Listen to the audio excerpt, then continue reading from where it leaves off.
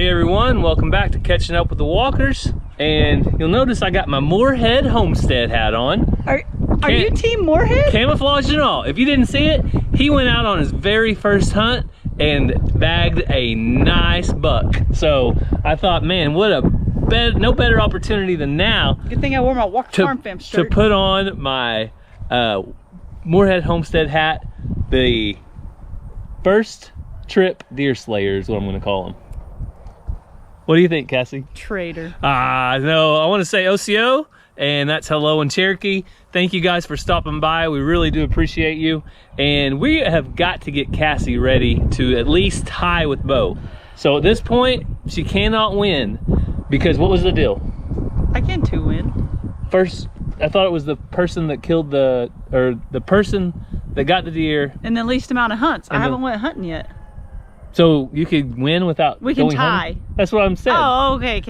Yeah, you can't win, but you can tie. Okay, gotcha. So more or less, if Cassie gets a deer on this hunt, not today. I'm not going. Not today, but on your first hunt, yes. Then you tie with Bo. Yes. If Cassie tie is worse than losing. No, it's equal because then it carries over to next year. But you're not a winner. But if that's your problem. You're the one making this bet, not me. So if Cassie goes hunting one time and does not get a deer, she has to buy Bo and Hunter a cheeseburger. So it started out a cheeseburger, but if you watched in this video, he said something about a steak dinner or I have to wear Florida State for a week. What? Florida State? No way. There ain't nobody in my family gonna be wearing Florida State. If I win, he's wearing OU. All right, well, we're short on time, so we got to get back there. What's the plan for today, Cass? So I need to put my camera back out. You guys saw that I brought this camera in and it had pictures from January till I just got it the other day. Batteries were still good. So this is a wild game innovation. I think I got it at Sam's Club. It went through the Arctic blast, -40. Is that what it got down to? Yeah, it was cold. -14 or -40? Was it -40? -14. -14. And it made it through. Took pictures, you guys saw that.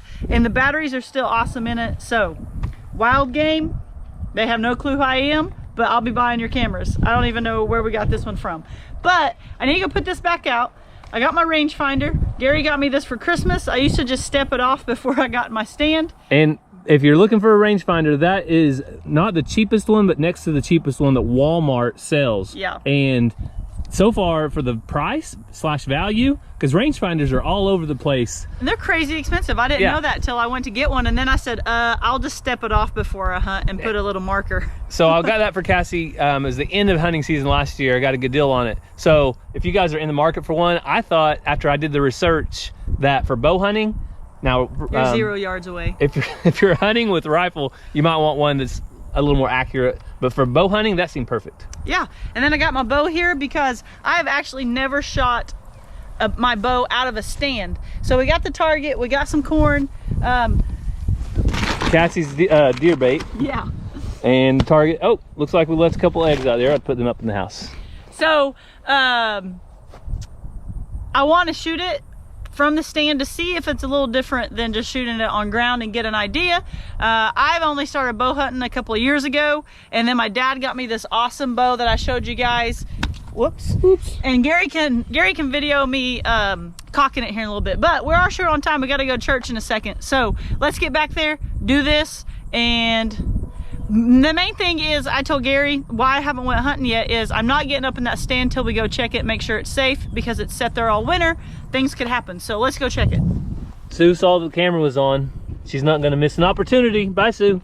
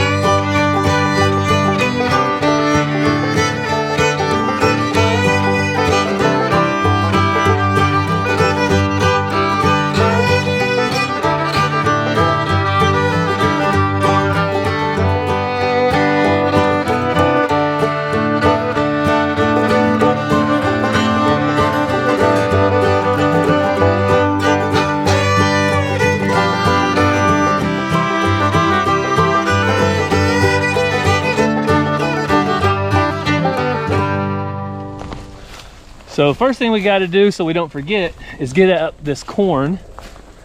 And let's see, did they eat it all from last time? Hey,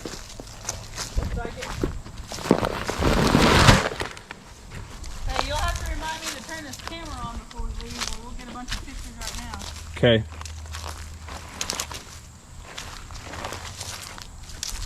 Yeah, I think they pretty much ate it all. I mean, there's some little nibbles of corn left. From where this is at, you can see Cassie's stand is right up there. All right, so we got the camera up.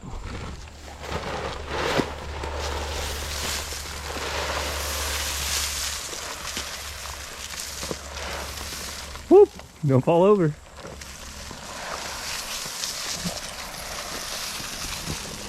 And we know a lot of you guys have said in your state that this is illegal, actually. You can't bait anything when you're hunting. Well, in Oklahoma, it's legal and anybody can do it because... Might as well just use the whole bag. Yeah, you might as well use the whole bag. We've got a healthy population of deer here, and you see a lot of people hitting them with their cars. What do you see? Something on the other side of that fence. Cows. Cassie, those are black deer. We do not shoot we do not shoot the black deer, okay? It's called cows. Okay, well, there's cow elk and stuff like that. We're not shooting our neighbors' cows, all right? So it is perfectly legal here in Oklahoma. They keep a close eye on the population of deer. We have a really healthy population. Like I said, there are people that hit deer with their cars. It costs a lot of money every year, and there's plenty of deer for everyone. So Gary's gonna carry my target over there. About where that corn is? Yeah. You can see where my salt block's always been, but I haven't got one this year. That little hole right there, salt block's always there.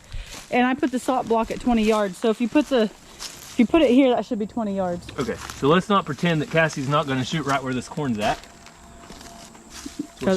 I'm going to. I know, that's what I said. But now that I have the rangefinder, so used to, I stepped it off, put my salt block where 20 yards was, so I knew where that was because I didn't have a rangefinder. So if they were gonna be back here, I was just gonna have to guess or wait till they came in. Man, that's bright. But now that I have my rangefinder, I can shoot them no matter where they are. My bow, I've shot at 40 yards. It says that it can go, no, I've shot it at 30. I haven't shot it at 40 yet. It says it can go up to, I don't remember, I'd have to look, but a long ways because it shoots hard. Yeah, but I'm comfortable with this right here for now. So before Cassie could actually go hunting, she told me a couple days ago that I need to climb up. No, I said I'd climb up, I just need you here to catch me. Oh, I need to climb up in that stand and make sure that it's gonna hold and it's not gonna fall over. Feels like it's got a lot of slack in it. So we can tighten those up, but we're gonna tighten up the straps right here. Let me do that real quick. Yeah. Is it supposed to have a little bit of slack, or you think it's stretched out? I think it's fine. So we put this stand up 3 or 4 years ago? About 3 years. And we just check it every year. So far it's been fine. The seat has come off. I duct taped it up. You might make sure there's no wasp nest in that seat. Okay. That'd be good. The main thing that we're checking for on here is the strap on the back to make sure it's good and stout and doesn't have any wear and tear on it that's going to cause failure.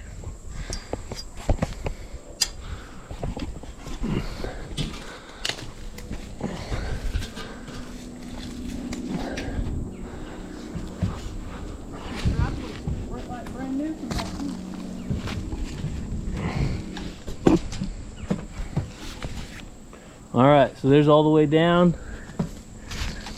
And I'm gonna go around here. No waspers underneath?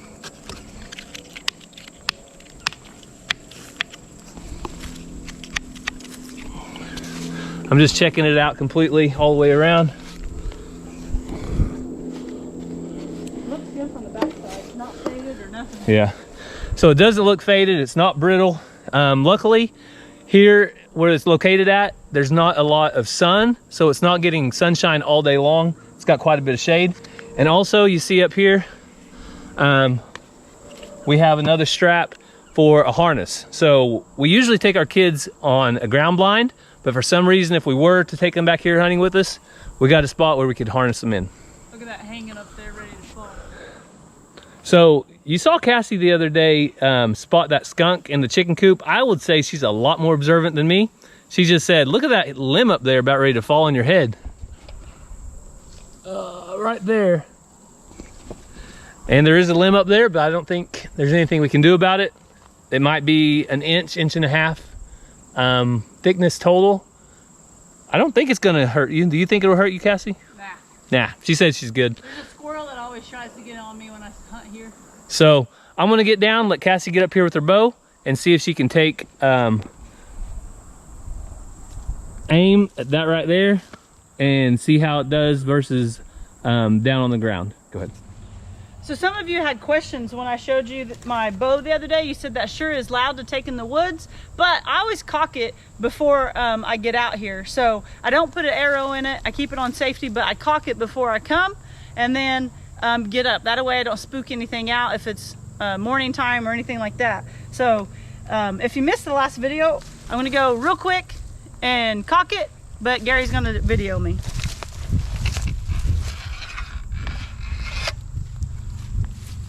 Oops, already messed up. All the way down, there you go. It's always harder when people are watching. I know. Especially with like a couple thousand watching. You go till you hear the safety click on and you'll see it click right here, and then that you don't want to overcock it.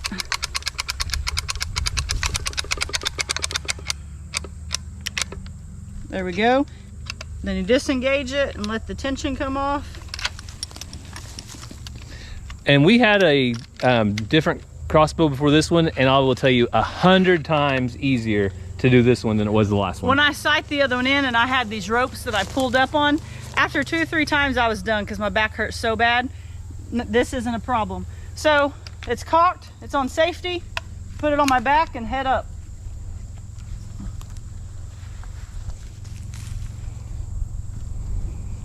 If you fall, I'll catch you. Oh yeah? Yep, I got you. Let my boot. You didn't clean the leaves off. Oh, was that my job? Yeah. Sorry, when I saw Morehead Homestead go hunting, I didn't really see him clearing the leaves off, so just trying to do exactly what Bo does to make sure we get everything down just right to get that monster buck.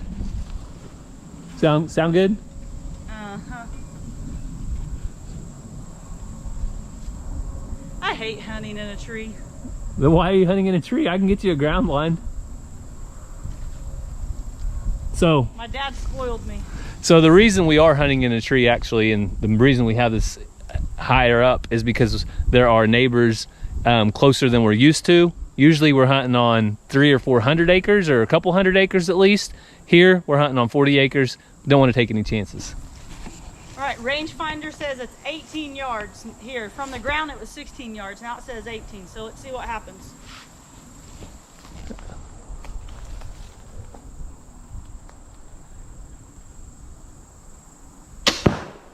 Whoa!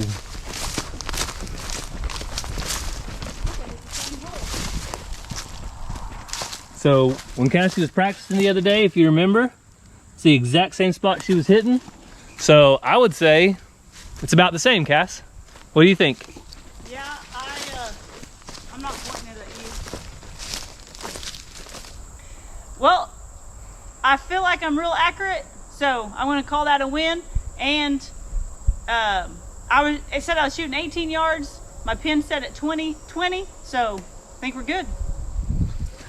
So as Cassie said before, she is a little bit of a perfectionist. Her dad taught her to try her very best when she's shooting. So she wants me to move it back to 30 yards to get one more shot in, make sure it's accurate. So I got it back to 30 yards. And if you can make it out, Cassie's right up there. So let's get out of the way so she can take a second shot because we're running low on time. We gotta head out.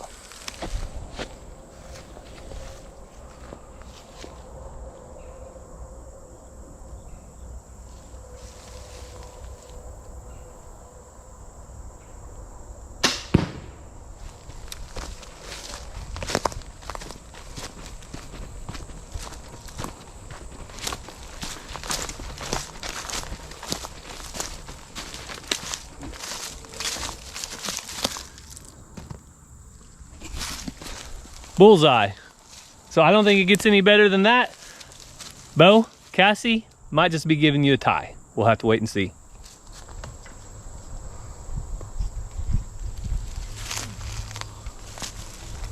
So what do you think? It was hard for me to tell where it was. It was a bullseye? So that one was a bullseye. I think that's about as good as it's gonna get from here. That was a 30-yard shot up in the tree. So she's ready. Now, the only thing holding you back is you. I gotta find time to go. Okay, and a deer. So we wanna thank you guys so much for coming along with us as Cassie got extra prepared for the Morehead Homestead Big Buck Challenge. If I've got one chance, I gotta make it a good one. Yeah, so she's about as ready as she can get. We got a little extra corn out, so hopefully that'll draw them in. As usual with the walkers, any prayer requests you guys have, just leave those down in the comments. Yeah, I want to ask you guys to be praying for Rachel over at Hidden Heights Farm, her mother. She's having some health issues going on. I believe Rachel talked about it on a live last week. So if you be praying for her mom and to give the doctors wisdom and to heal her body and to be with the whole family during this time, we would truly appreciate it. They're dear friends of ours, and I've known Rachel's mom my entire life. And so I just ask you that if you guys would lift her up, I know they would truly appreciate it, and so would we. Yes, as you know, when you've gone through times with family members, having that prayer and knowing that other people are praying means the world. So we thank you guys so much for that. And anything else? I think that's it. You guys have a great day, and God bless. Love you guys.